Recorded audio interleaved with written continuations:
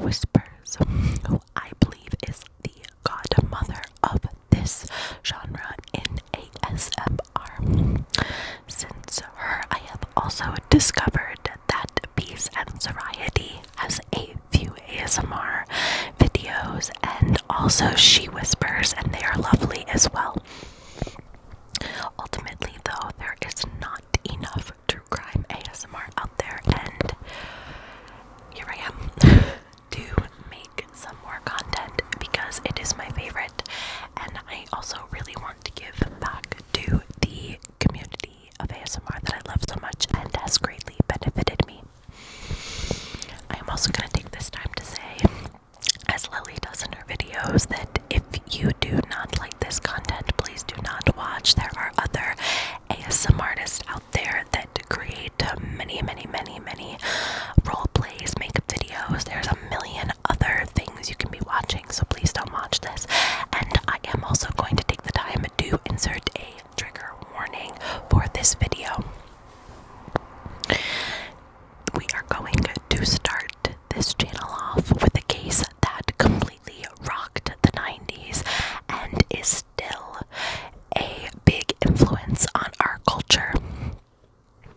And these two are a household name. And this case, if you haven't figured it out already, or you might have read the title, is about... Do I have lipstick on my teeth? Is about Lorena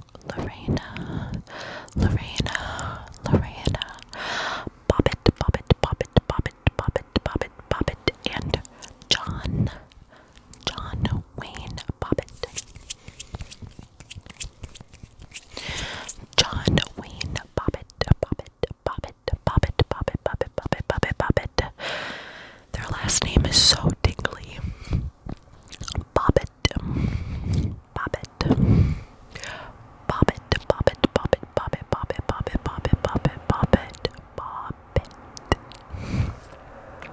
I have notes.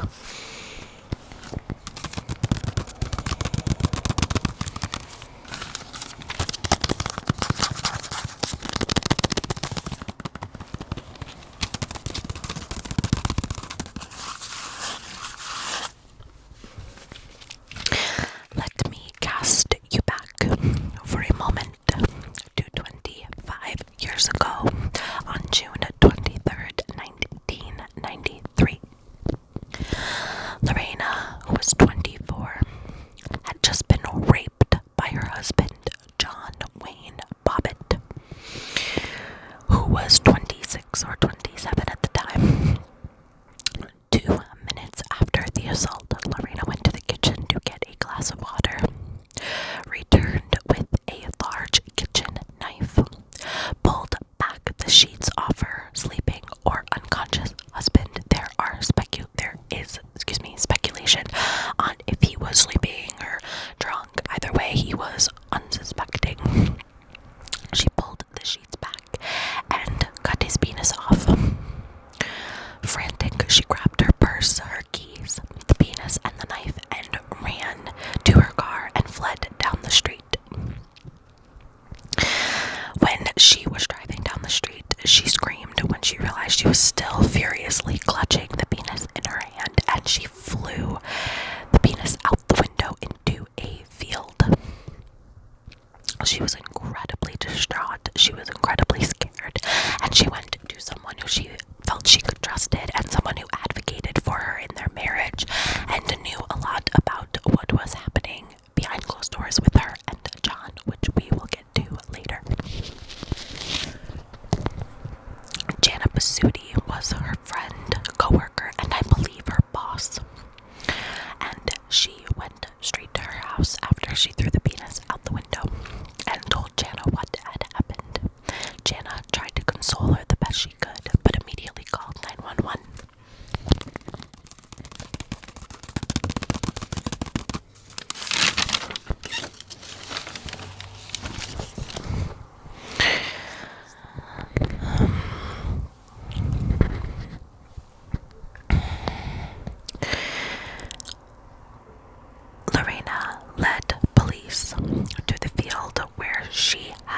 discarded John's penis, and John immediately went into surgery, a 9.5 surgery to attach his penis, which was incredibly successful, doctors had said, and John would make a full recovery within a year. Immediately, this case blew up and the media soaked it up like a sponge. This case almost immediately became a joke. It was funny, and it divided men and women, husband and wife. Not only was Lorena charged with the malicious wounding of her husband, but John was charged with marital assault when Lorena bravely came forward and told her story of a long marriage of abuse and rape.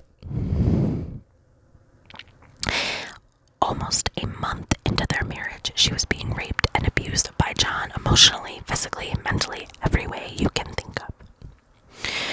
She told investigators that she acted completely in self-defense and she was fearful of her husband, who she believed would kill her. This case was just a year before the O.J. Simpson trial, and as I said earlier, the 90s was a time for that sexist media narrative to just blow up, and they took this case and they ran with it, and this case was all over the press. It was on the news. And like I said, it was a joke. It became a joke, and most people know Lorena Bobbitt and John Bobbitt. They are a household name at this point because of how the media handled the case, which many believe was incredibly poorly and incredibly misogynistic. But again, that's a discussion for another time, and I'll probably touch on that later again as well. Now, I saw a few sources that said the trial was 8 days, some said 2 weeks. Lorena was found not guilty for reason of insanity and was sentenced to a month in a mental institution. And every news article that I saw from this date of the trial made a note to say that the jury was 7 women and 5 men. So, people definitely felt some type of way and felt that Lorena was just getting off very easily, and that the only reason she was found not guilty was because there were 2 more women in the jury, which is just a load of garbage, if you ask me.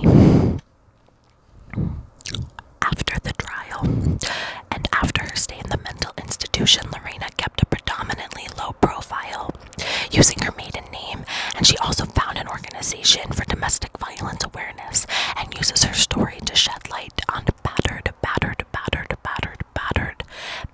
woman's syndrome, which I took a family violence course in college, and we discussed this, and the definition of this syndrome is a form of PTSD, in where she, the wife, girlfriend, woman, will develop a tenderness and softness to her abuser, and no matter what he does or what he says, she will do anything and she will stay with him because she is fearful of what may happen to her and fearful of him leaving.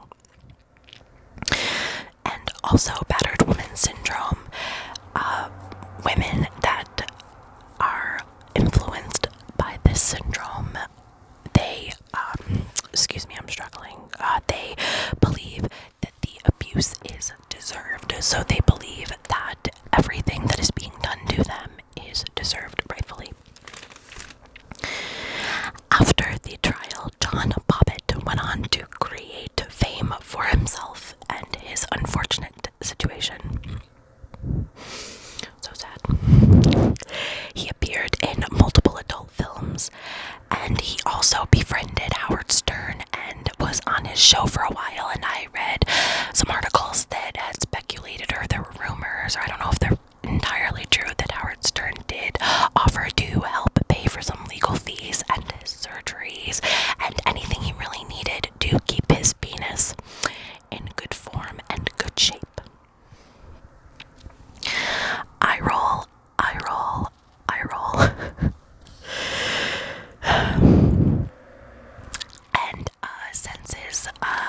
arrest in 1993 as well.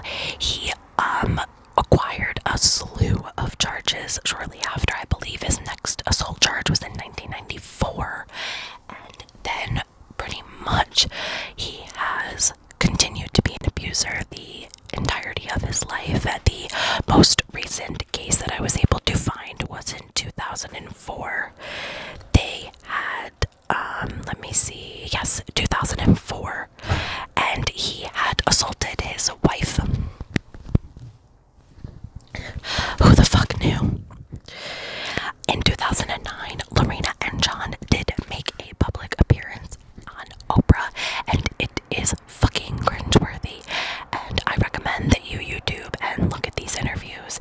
The entire case is cringeworthy, but John proclaims his love to Oprah for Lorena and says that he is sorry, and it is just like mind-boggling, and it's insane that the media just like we're really gonna do this right now. We're really going to bring a woman near her abuser, like for the sake of media, for the sake of television. Like it just is insane to me. And I know, I'm sure there was money involved in everything, but like, come on, like this is insanity.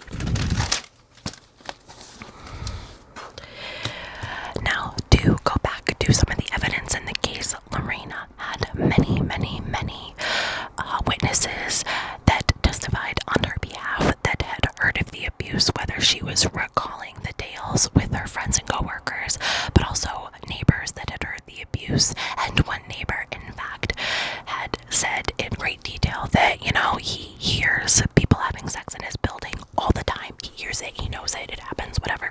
But he could just tell that something was not right with their marriage because of the sounds and the noises and the thumping. It wasn't consensual sex, it was something more, and it was scary, and it really pissed him off. He really did not like John, and he really advocated on Lorena's behalf. You can see his testimony online as well on YouTube. I can't remember his name, unfortunately, but he really fucking hated John, and I'm like, yes, thank you. And I also have so many more feelings and research on this case, especially from a feminist standpoint, and again, someone that has a women's studies degree, and I took family violence, and I'm just incredibly, like, disgusted with how this case was handled, and bewildered, and it's, like, really scary because, like, this was 93, this really wasn't that long ago, but yet you do the research and you think about it and you're like, oh my god, this is like some 1950, 1920 shit. Like, the way this case is handled, it's just fucking awful, and it's a disgrace. And I found this really incredible quote from NBC News that really looks into, just really describes what had happened back in 1993, that night, when the media grabbed that case and ran with it.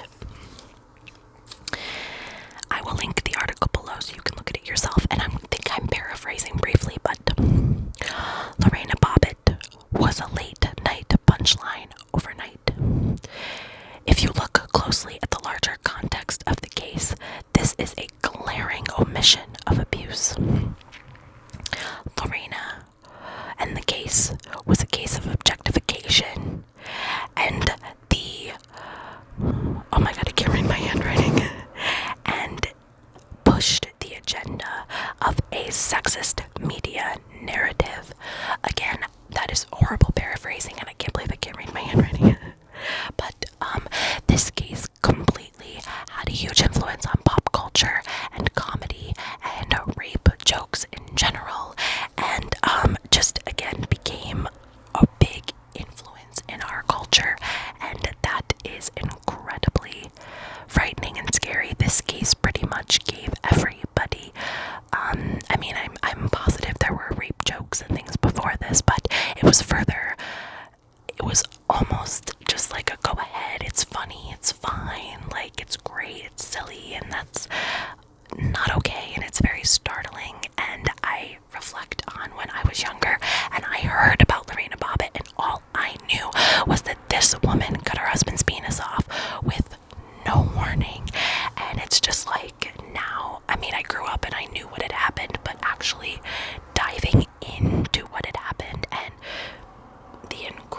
sexist and misogynistic behavior of the media in this case is mind-boggling.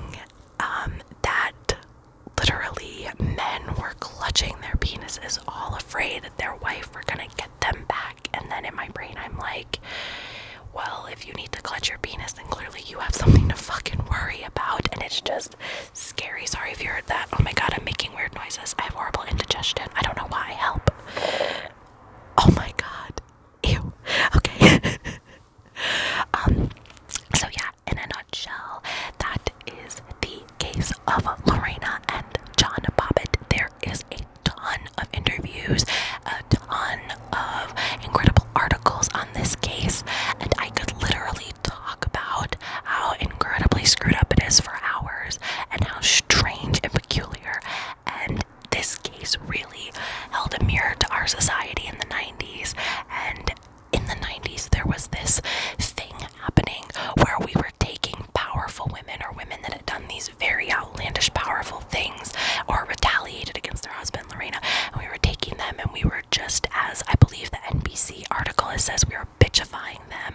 And also in the 90s, there was this incredible obsession with dicks. Like, why? We knew everything about Bill Clinton's penis, and we know everything about John Wayne Bobbitt's penis, and we don't even want to. At least I don't want to. There was just this obsession, and I found another article, actually, to keep on rambling, about this psychologist who said that it is ingrained in men, cis men, that their biggest fear in life is losing their penis. And it is the most awful thing you can do to a man, and hence the incredible heinous nature of this crime. And I am just like, what? Because if Lorena cut his finger off, we would not have heard about this case. This case would not have even made it to front page news. Probably even in Virginia, it probably would have just been handled and whatever. But because she cut his dick off, we are just such a sexist nation, obsessed with dicks. And I just am like,